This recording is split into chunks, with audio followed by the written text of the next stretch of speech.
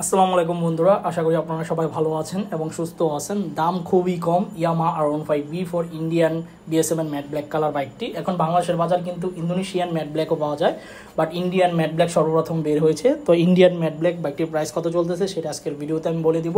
ভিডিওটি প্রথম থেকে শেষ পর্যন্ত আপনাদের ধৈর্য সহকারে দেখতে হবে, তাহলে বুঝতে পারবেন।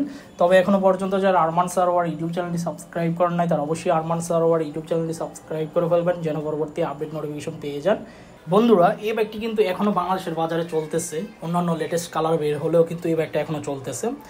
বর্তমান প্রেক্ষাপটে এই ব্যাগটার প্রাইস অন্যান্য কালারের তুলনায় কিন্তু কমই। আগে যে প্রাইস ছিল ওই প্রাইসে মূলত আস্কিং প্রাইস বলতেছে, আমি যতটুকু দেখলাম।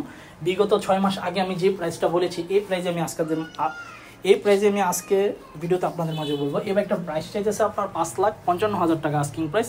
কত টাকা আস্কিং প্রাইস চাইতেছে? 5,55,000 টাকা। যারা আমার রেগুলার ভিডিও দেখেন, 2-3 মাস আগের ভিডিও দেখবেন আমি 5,55,000 টাকা দামই বলেছি। বাট অন্যান্য বাইকের দাম যেমন বাড়তি হচ্ছে, বাট এটা আগের প্রাইসই রয়েছে। তো যারা নিতে চান অবশ্যই 5-6টি শোরুম যাচাই বাছাই করবেন। 5-6টি শোরুম যাচাই বাছাই করার পর যে শোরুম থেকে মনে হবে কম দামে বাইকটি ক্রয় করা যায় ওই শোরুম থেকে বাইকটি ক্রয় করে ফেলবেন ইনশাল্লাহ।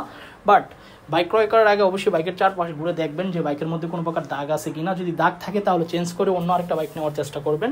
অ্যান্ড বাইক ক্রয় করার সময় অবশ্যই আপনারা নতুন বাইক যেহেতু চালাবেন, অবশ্যই 2000 কিলোমিটার পর্যন্ত ব্রেকিং পিরিয়ড মেনটেন করবেন। 2000 কিলোমিটার পর্যন্ত ব্রেকিং পিরিয়ড মেনটেন করলে আপনার জন্য ভালো হবে, কারণ আপনি বাইকের ইঞ্জিন পারফরমেন্স ভালো পাবেন এবং বেটার পাবেন, plus mileage day by day develop হবে।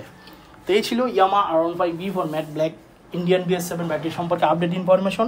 আই হোপ আজকের ভিডিওটি আপনাদের ভালো লাগছে। যদি আজকের ভিডিওটি ভালো লেগে থাকে তাহলে অবশ্যই লাইক বাটনে একটি লাইক দিয়ে দিবেন। দেখা হবে ইনশাল্লাহ পরবর্তী ভিডিওতে। সবাইকে অসংখ্য ধন্যবাদ ভিডিওটি প্রথম থেকে শেষ পর্যন্ত দেখার জন্য। অ্যান্ড ভবিষ্যতে এভাবে আমাকে সাপোর্ট করে যাবেন ইনশাল্লাহ। অ্যান্ড আমার জন্য দোয়া করবেন। সবাই স্টে মেনটেন করে বাইক চালাবেন, হেলমেট পরে বাইক চালাবেন। আল্লাহ হাফেজ।